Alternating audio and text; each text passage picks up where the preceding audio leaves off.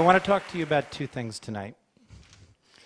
Number one, teaching surgery and doing surgery is really hard. And second, that language is one of the most profound things that separate us all over the world. And in my little corner of the world, these two things are actually related. And I want to tell you how tonight. Now, nobody wants an operation. Who here has had surgery? Did you want it? Keep your hands up if you wanted an operation. Nobody wants an operation. In particular, nobody wants an operation with tools like these through large incisions that cause a lot of pain, that cause a lot of time out of work or out of school, that leave a big scar.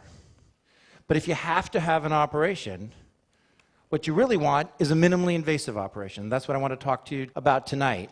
How doing and teaching this type of surgery led us on a search for a better universal translator.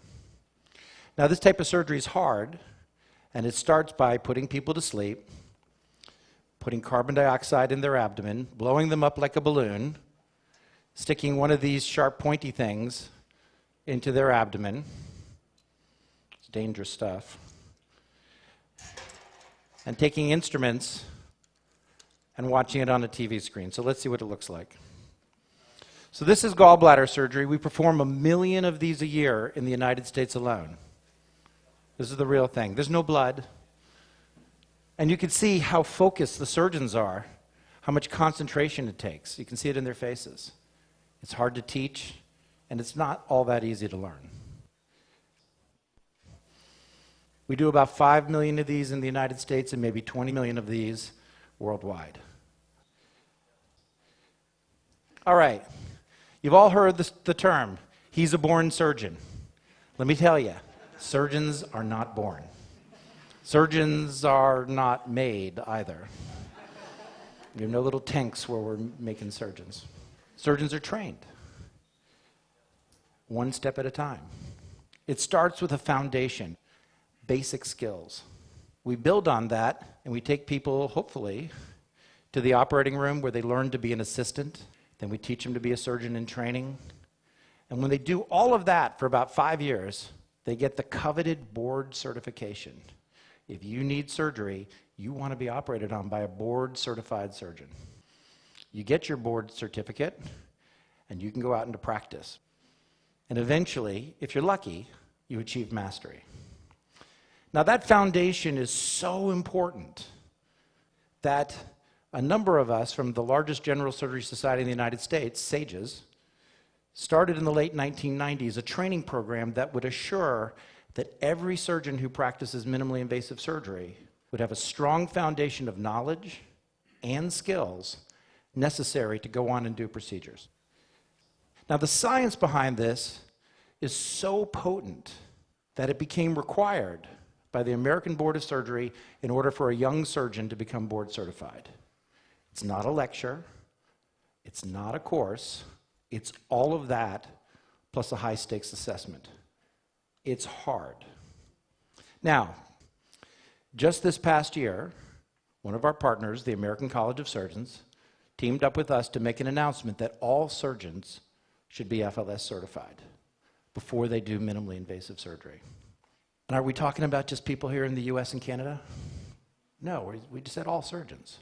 So to lift this education and training worldwide is a very large task, something I'm very personally excited about as we travel around the world. SAGES does surgery all over the world, teaching and educating surgeons. So we have a problem, and one of the problems is distance. We can't travel everywhere. We need to make the world a smaller place. And I think that we can develop some tools to do so, and one of the tools I like personally is using video. So I was inspired by a friend, this is Alan Okranik from Toronto, and he proved that you could actually teach people to do surgery using video conferencing. So here's Alan teaching an English-speaking surgeon in Africa these basic fundamental skills necessary to do minimally invasive surgery. Very inspiring. But for this examination, which is really hard, we have a problem. Even people who say they speak English, only 14% pass, because for them it's not a surgery test, it's an English test. Let me bring it to you locally. I work at the Cambridge Hospital. It's a primary Harvard Medical School teaching facility. We have more than 100 translators covering 63 languages, and we spend millions of dollars just in our little hospital. It's a big labor-intensive effort. If you think about the worldwide burden of trying to talk to your patients, not just teaching surgeons, just trying to talk to your patients, there aren't enough translators in the world. We need to employ technology to assist us in this quest. At our hospital, we see everybody from Harvard professors to people who just got here last week. And you have no idea how hard it is to talk to somebody or take care of somebody you can't talk to. And there isn't always a translator available. So we need tools. We need a universal translator. One of the things that I want to leave you with, as you think about this talk, is that this talk is not just about us preaching to the world.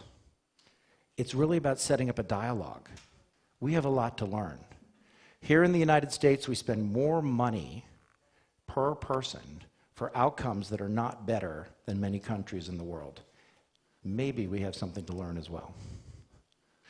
So I'm passionate about teaching these FLS skills all over the world.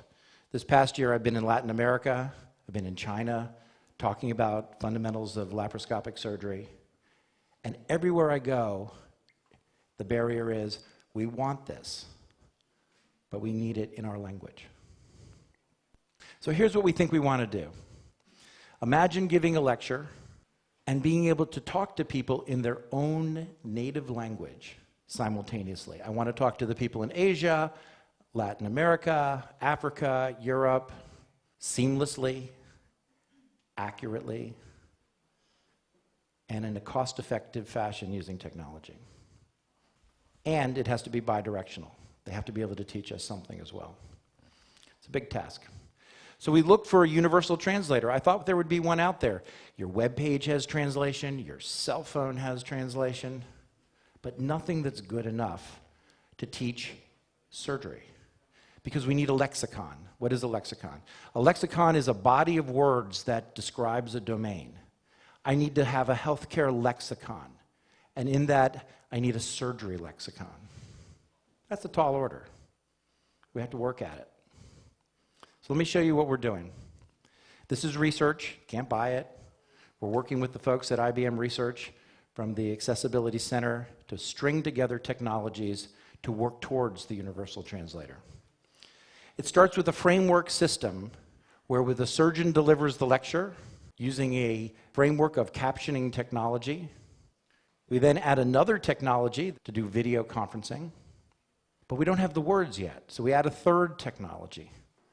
And now we've got the words, and we can apply the special sauce, the translation. We get the words up in a window, and then apply the magic.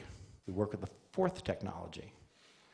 And we currently have access to 11 language pairs, more to come as we think about trying to make the world a smaller place. And I'd like to show you our prototype of stringing all of these technologies that don't necessarily always talk to each other to become something useful.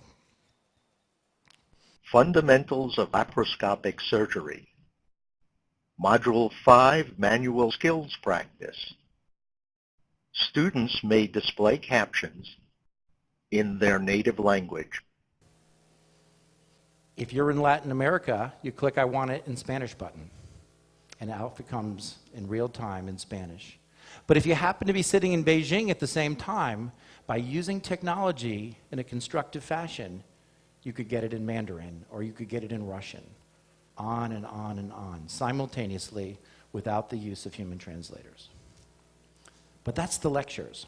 If you remember what I told you about FLS at the beginning, it's knowledge and skills. The difference in an operation between doing something successfully and not may be moving your hand this much. So we're going to take it one step further. We brought my friend Alan back. Today we're going to practice suturing. This is how you hold the needle. Grab the needle at the tip. It's important to be accurate. Aim for the black dots. Orient your loop this way. Now go ahead and cut. Very good, Oscar. I'll see you next week. So that's what we're working on in our quest for the universal translator. We want it to be bidirectional. We have a need to learn as well as to teach. I can think of a million uses for a tool like this. As we think about intersecting technologies, everybody has a cell phone with a camera. We could use this everywhere, whether it be healthcare, patient care, engineering, law, conferencing, translating videos. This is a ubiquitous tool. In order to break down our barriers, we have to learn to talk to people, to demand that people work on translation. We need it for our everyday life in order to make the world a smaller place. Thank you very much.